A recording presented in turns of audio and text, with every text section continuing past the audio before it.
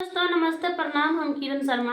हम मंजू शर्मा अपना चैनल पर स्वागत कर छी। नमस्ते प्रणाम सब दीदी भाई के प्रणाम, जते गोटन सुन सबके प्रणाम, सब दाई माई के, सब चाची के।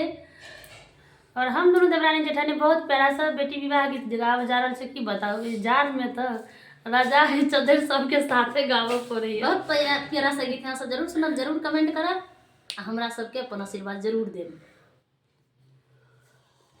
मन चल